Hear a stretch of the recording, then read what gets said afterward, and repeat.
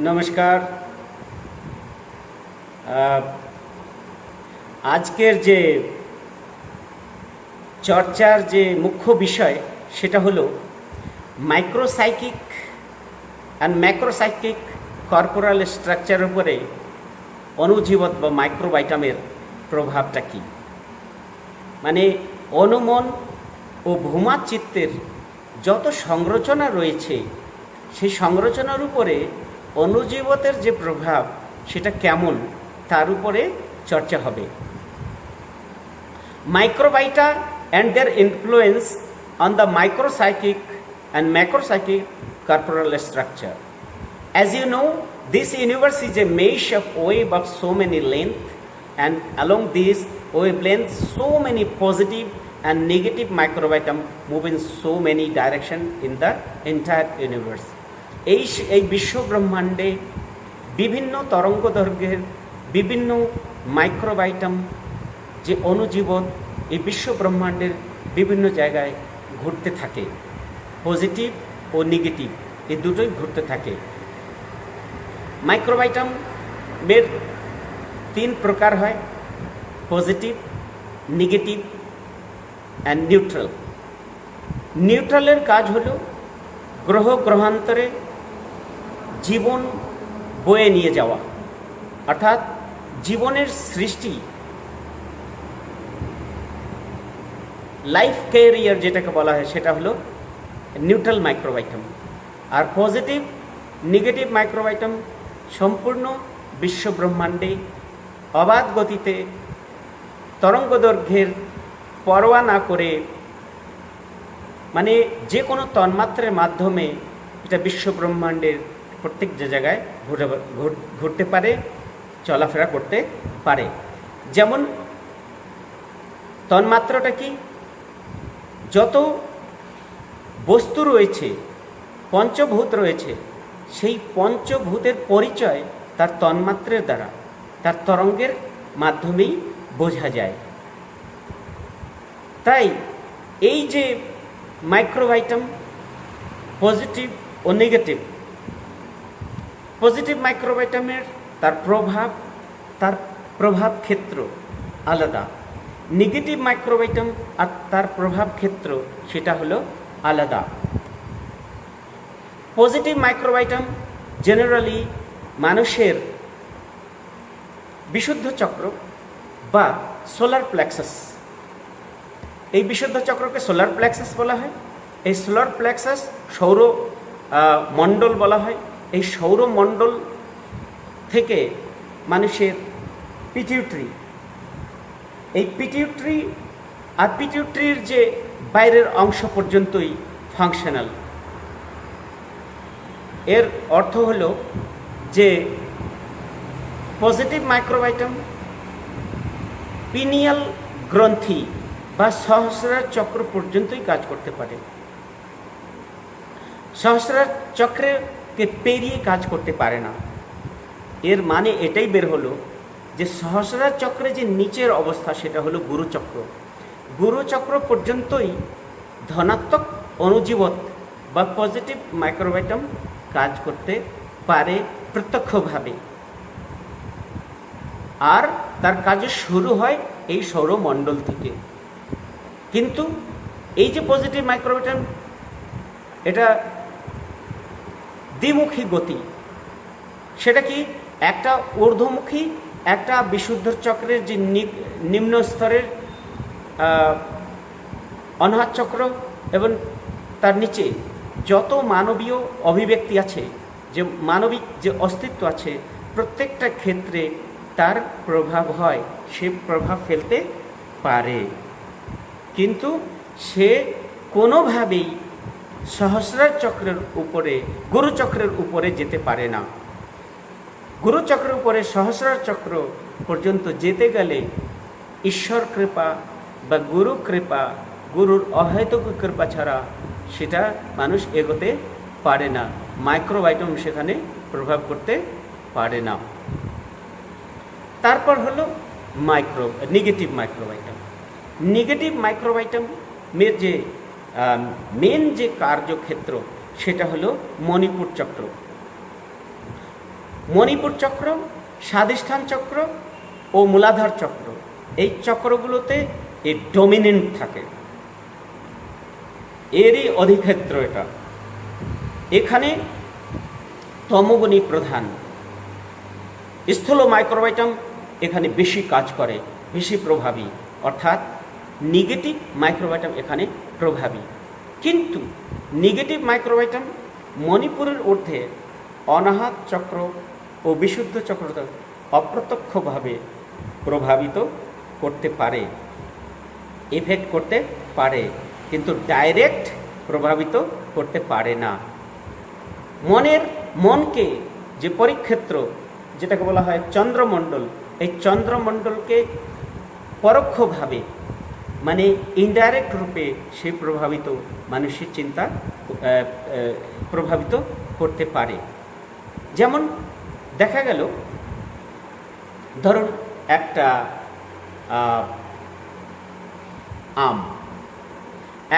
আম তার এক অংশে পচা শুরু করেছে, গলতে শুরু করেছে, কিন্তু ধীরে ধীরে ধীরে তার পচার অংশ ধীরে ধীরে ছড়াচ্ছে, কিন্তু দেখা গেছে আর একটা অংশ একেবারে সেই তার যে নেগেটিভিটিতে প্রভাবিত নয়, কিন্তু এই পচা অংশ আর ভালো অংশের মাঝামাঝি যে একটা অবস্থা, কিন্তু ধীরে ধীরে সেটাও শেষ হয়ে যাচ্ছে, ধীরে ধীরে প্রভাবিত হয়ে যাচ্ছে, অপ্রত্যক্ষভাবে প্রভাবিত হয়ে যাচ্ছে। এই যে ইনফেকশনটা সেটা হচ্ছে। ঠিক তেমনই এই যে ঋণাত্মক মাইক্রোবায়োটাম এইভাবে ধীরে ধীরে ধীরে ধীরে ধীরে প্রভাব ফেলে, কিন্তু মুখ্য তার কার্যক্ষেত্র এই মণিপুর চক্র, তার নিচে ও কিছু পর্যন্ত অনাহত চক্র। অনাহত চক্রই হলো মানুষের ইমিউন পাওয়ার, যেটাকে বলা হয় প্রতিরোধক ক্ষমতা, এই অনাহত চক্রে। তো এইভাবে দেখা গেছে যে নেগেটিভ মাইক্রোবায়োটাম কার্য করে। অনাহত চক্রের উপরে পজিটিভ মাইক্রোবায়োটাম ডমিনেন্ট থাকে, কিন্তু তমোগুণী যে নেগেটিভ মাইক্রোবায়োটাম তার প্রভাব একটু কম থাকে। এর জন্য আর মণিপুর চক্রে পজিটিভ মাইক্রোবায়োটাম ডমিনেন্স কম, প্রভাব কম, কিন্তু নেগেটিভ মাইক্রোবায়োটাম এখানে প্রভাবী হয়ে থাকে, এখানে তার শক্তি বেশি হয়। তো এইভাবে পজিটিভ ও নেগেটিভ মাইক্রোবায়োটাম কাজ করে। এখন পজিটিভ মাইক্রোবায়োটাম যখন ধরুন আমাদের এই অনাহত চক্রতে যখন পজিটিভ মাইক্রোবায়োটাম কাজ করে, তখন এখানে একটা বৃত্তি রয়েছে, যে বৃত্তিটাকে বলা হয় আশা বৃত্তি। মানুষের মানে ভালো কিছু করে যাওয়ার আশা, অনেক কিছু করে যাওয়ার আশা, মানে আশাবাদী মনোভাব জাগ্রত হয়, তার মধ্যে নিরাশা ভাব থাকে না। আমি করব, আই হ্যাভ টু ডু, আজ নয়তো কাল আমি জীবনে সফল হব। এই যে আশাবৃত্তি, এই আশাবৃত্তি মানুষের মধ্যে সংকল্প যোগায়। এই আশাবৃত্তি মানুষের ভালো কিছু করে যাওয়ার সংকল্প জুগিয়ে দেয়, মানুষ ঊর্ধ্বমুখে এগিয়ে যেতে পারে, মানুষ আধ্যাত্মিক জীবনে এগিয়ে যেতে পারে। কিন্তু এই আশাবৃত্তি যখন মানুষের পজিটিভ মাইক্রোবায়োটামের অভাবে, তখনই মানুষের মধ্যে জীবনে আসে নিরাশা, হতাশা, নিহিলিজম, সিনিসিজম। আর এই ফলে দেখা যাচ্ছে অনেক মানুষ আত্মহত্যা করে ফেলে, তার জীবনকে শেষ করে ফেলে। এটা কারণ কি? সে নিরাশ হয়ে গেছে, সেখানে পজিটিভ মাইক্রোবায়োটামের প্রভাব কম হয়ে গেছে, নেগেটিভ মাইক্রোবায়োটাম প্রভাব ছড়িয়ে ফেলছে, তার প্রভাব হয়ে যাচ্ছে। আর নেগেটিভ মাইক্রোবায়োটাম নিরাশাকে ডেকে আনছে, সে মানুষকে ধ্বংসের পথে নিয়ে যাচ্ছে। তারপর আর একটা বৃত্তি অনাহত চক্রে আছে, সেটাকে বলা হয় চেষ্টা, মানে কিছু করে যাওয়ার চেষ্টা, টু ডু সামথিং কংক্রিট।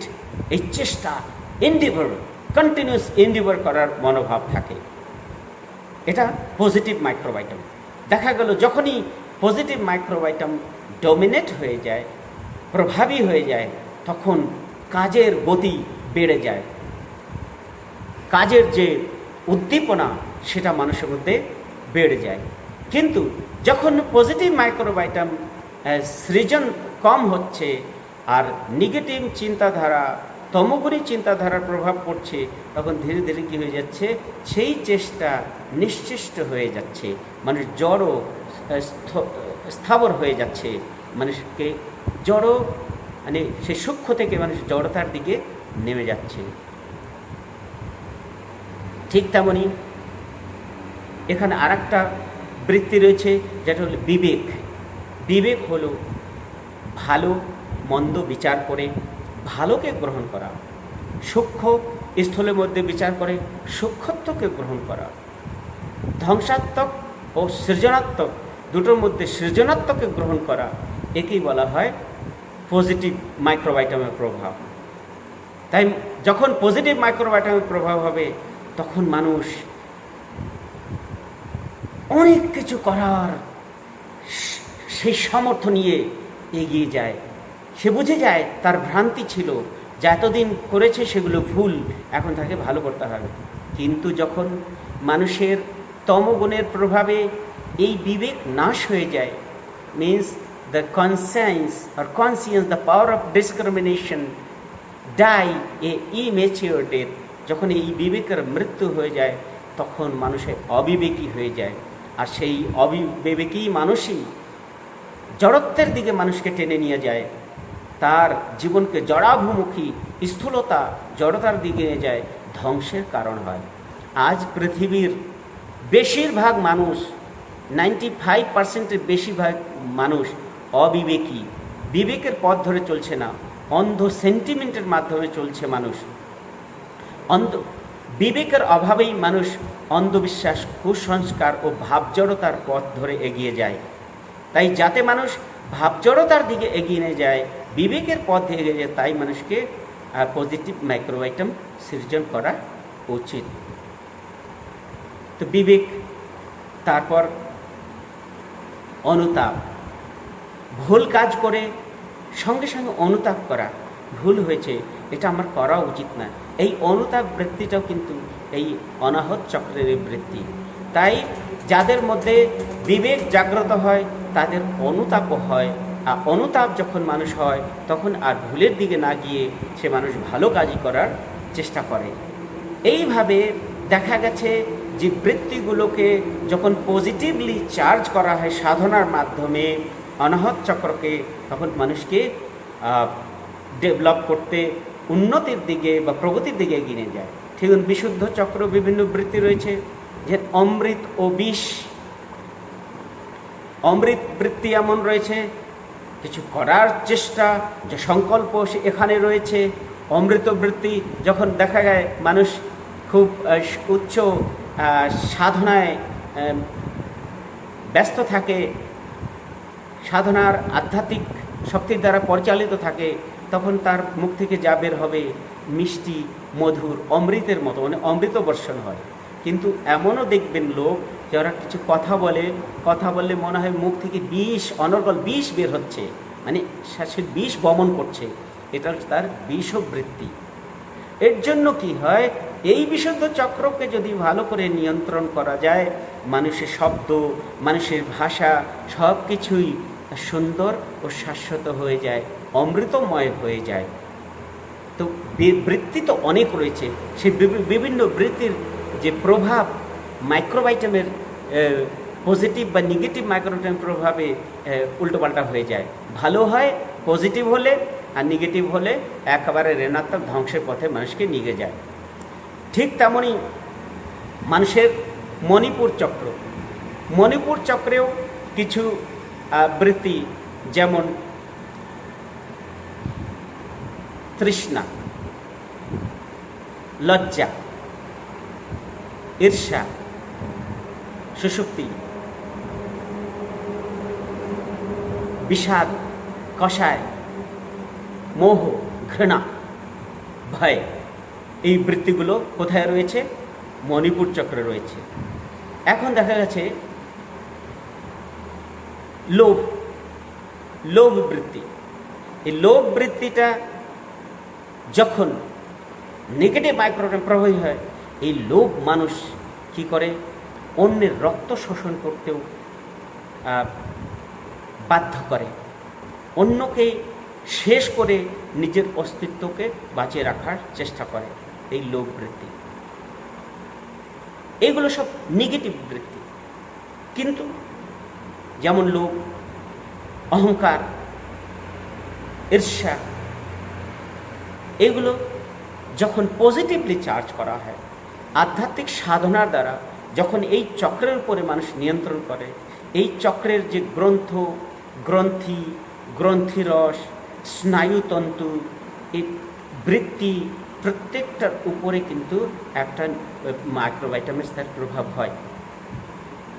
কেননা প্রত্যেকটা চক্রে, প্রত্যেকটা মণ্ডলে, প্রত্যেকটা চক্রে যত গ্রন্থি, উপগ্রন্থি, তবে স্নায়ুতন্তু রয়েছে, তার উপরে এই মাইক্রোভাইটামিন প্রভাব হয়। ঠিক তেমনই মণিপুর চক্রে যে নেগেটিভ বৃত্তিগুলো রয়েছে, লজ্জা, ঘৃণা, ভয়, এর উপরে যদি নিয়ন্ত্রণ হয়ে যায়, এর উপর যদি একে যদি পজিটিভলি ইউজ করা যায়, এই লোভই মানুষের অনন্তের দিকে এগিয়ে নিয়ে যাবে। এই মোহ মানুষের সেই অনন্তের প্রতি প্রেম, জাগ্রত ভক্তি জাগিয়ে দেবে। এই অহংকার মানুষের স্বাভিমানে পরিবর্তন হয়ে যাবে। অহংকার, মিথ্যা অহংকার নিয়ে বেঁচে থাকবে না। নিজের আত্মসম্মান রক্ষা করে মানুষ কী করবে, সেই পরম সত্তার দিকে এগিয়ে যাবে, কোনো ভেদাভেদ না রেখে। সে বুঝতে পারবে এই যে অহংকার করছি, এটা আমার মিথ্যা অহংকার, এটা আমার এই অহংকার করা উচিত না।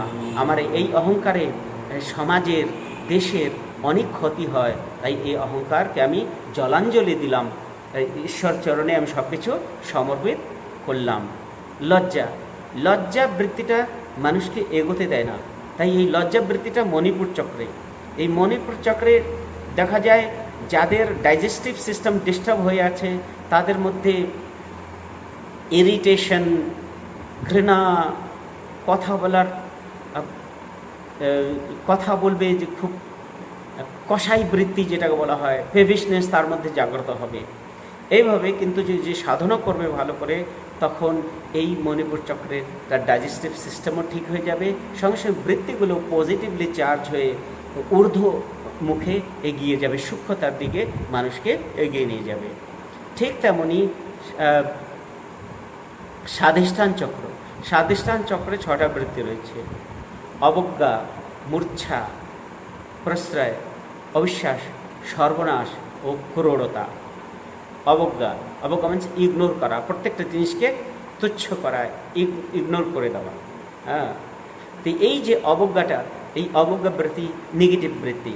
কিন্তু এই স্বাধিষ্ঠান চক্রকে যারা আধ্যাত্মিক সাধনার দ্বারা রিচার্জ করে, আধ্যাত্মিক শক্তির দ্বারা, আধ্যাত্মিক সামর্থ্যের দ্বারা সে রিচার্জ করে দেয়, রিচার্জ বলে এই অবজ্ঞা মূর্ছা সেই মানুষ কী করবে, সবাইকে সম্মান, অবজ্ঞা না করে সবাইকে ভালোবাসা বা স্নেহ, প্রীতি, সবাইকে একটা রেসপেক্টের দৃষ্টিতে দেখার চেষ্টা করবে।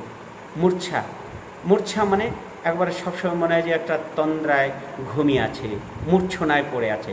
কিন্তু দেখা গেছে আধ্যাত্মিক সাধনা করলে এই মূর্ছা বৃত্তিটা জাগ্রত হয়ে মানুষের জাগ্রত অবস্থায় আসে, তার মধ্যে বিবেক জাগ্রত হয়ে যায়।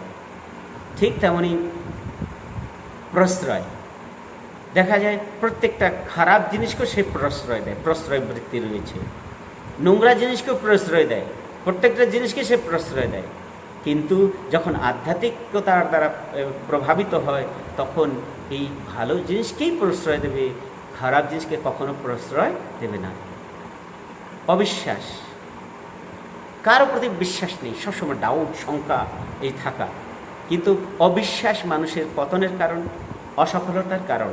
এর জন্য সফলতা বিশ্বাস, ফলিষ্যতি ইতি বিশ্বাস সিদ্ধি প্রথম লক্ষণম। এই যে বিশ্বাস জাগ্রত করতেন, আত্মবিশ্বাস, নিজের সম্মান, নিজের উপর বিশ্বাস, ঠিক অন্যের উপর বিশ্বাস রাখার যেই ভাবনা জাগ্রত হয় মানুষের আধ্যাত্মিক সাধনা করলে। সর্বনাশা বৃত্তি, ক্রূরতা, ক্রূর, সেই সব ভাবনাগুলো বিশুদ্ধ স্বাধিষ্ঠান চক্রে থাকে, কিন্তু তাই সাধনার মাধ্যমে এটাকে মানুষ রিচার্জ করতে পারে। ঠিক তেমনি মূলাধার চক্রে যে 4টা বৃত্তি রয়েছে, ধর্ম, অর্থ, কাম ও মোক্ষ। ধর্ম হল পরম পিতার প্রতি আকর্ষণ, বৃহদেশনা প্রণিধানাংশ ধর্মবৃত্তি। এটা হলো মানুষের মূলবৃত্তি। ধর্ম, অর্থ, কাম, মোক্ষ, এই 4টা মূলবৃত্তি। এই বৃত্তি ছাড়া মানুষের অস্তিত্বই থাকে না। তাই ধর্ম, অর্থ, কাম ও মোক্ষ। এই ধর্মের প্রতি বৃহদেশনা প্রণিধানাংশ ধর্ম, বৃহদের প্রতি আকর্ষণ, এটা মানুষের স্বাভাবিক ধর্ম, একেই বলা হয় মানব ধর্ম। ঠিক তেমনই অর্থ। অর্থ বলতে কোনো প্রশ্নের উত্তর, কোনো অভাবের নিরাকরণ। যেমন কোনো একটা শব্দের অর্থ আমি খুঁজছি, অর্থ পাওয়ার সঙ্গে সঙ্গে মন তৃপ্ত হয়ে যায়। ঠিক তেমনই 2 ধরনের অর্থ রয়েছে। একটা এই বস্তুতান্ত্রিক জগতের অর্থ, আর একটা হলো পরমার্থ। একটা হলো বস্তু জগতের নিজের অস্তিত্ব মেটানোর জন্য যে অর্থ প্রয়োজন হয়, আর একটা হলো মানুষের মানসিক ভুখ, মানসিক চাহিদাকে মেটানোর যে ভাব, সেটাকে বলা হয় পরমার্থ। তাই মানুষ যখন আধ্যাত্মিক সাধনার দ্বারা এই মূলাধার চক্রের নিয়ন্ত্রণ করে, সে ধর্মভাবী হয়ে যায়, ধর্ম তার উপর প্রভাবী হয়ে যায়। তাই অর্থের পেছনে না দৌড়ে সে পরমার্থের দিকে মানুষ এগিয়ে যায়। ঠিক তেমনি কাম। কাম হলো আকর্ষণ, বাসনাত্মক আকর্ষণ, জড়ের প্রতি আকর্ষণ। এই জড়ের প্রতি আকর্ষণ বাসনাকে মানুষ জাগিয়ে দেয়। কিন্তু যখন আধ্যাত্মিক সাধনার দ্বারা প্রেরিত হয়ে যায়, তখন বুঝতে পারে এগুলো ব্যর্থ, এই বাসনা আগুন মানুষকে জ্বালিয়ে দেয়। তাই মানুষ সে কী করে, তার মধ্যে সাইকো স্পিরিচুয়াল হাঙ্গার, মানুষ আধ্যাত্মিক খিদে জাগ্রত হয়।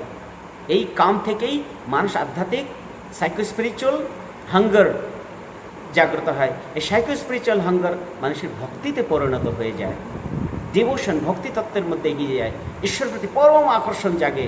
তখন এই জগতের প্রতি তার বৈরাগ্য জাগ্রত হয়।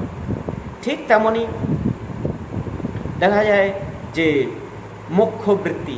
মোক্ষ তো সবাই জানে, মোক্ষই হলো জীবনের মানে ধর্মের যে পরাকাষ্ঠা, পরম যে প্রাপ্তি, সেটাই হলো মোক্ষ, ইমানসিপেশন, সব কর্মবন্ধন থেকে মানুষকে মুক্তি পাওয়া। আজকে এই জগতে, এই পৃথিবীর বুকে আমরা যা দেখছি, এই সব কিছু কিন্তু ব্যক্তিগত জীবনে ঋণাত্মক মাইক্রোভাইটামের কুপ্রভাবের ফল।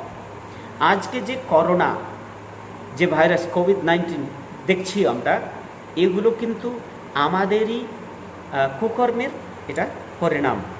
নেগেটিভ ঋণাত্মক মাইক্রোভাইটাম মেরি কুপরিণাম, negative effect of negative microvitum. তাই এই জগৎকে ধ্বংসের পথে যেতে দেওয়া চলবে না। এই জগৎকে বাঁচাতে গেলে মানুষকে আধ্যাত্মিক সাধনার দ্বারা পজিটিভ মাইক্রোভাইটামের সৃষ্টি করতে হবে। পজিটিভ মাইক্রোভাইটাম যত বেশি সৃষ্টি হবে, ঊর্ধ্বমুখী তো সে রয়েছেই। যেমন পজিটিভ মাইক্রোভাইটাম মানুষের ঊর্ধ্ব চেতনা, মানস চেতনা, মনের বিভিন্ন জ্ঞান, বিবেক, বৈরাগ্যের দিকে মানুষকে এগিয়ে নিয়ে যাবে। ঠিক তেমনই সেই আধ্যাত্মিক চেতনা মানুষের এই যত ঋণাত্মক বৃত্তি, এই ঋণাত্মক বৃত্তিকে পজিটিভলি ইউজ করতে পারে। বলা যেতে পারে পজিটিভ ইউজ অফ নেগেটিভিটি। অর্থাৎ আধ্যাত্মিক শক্তি সম্পন্ন ব্যক্তি আর আধ্যাত্মিক শক্তি মানুষের ঋণাত্মকতাকে শেষ করতে পারে।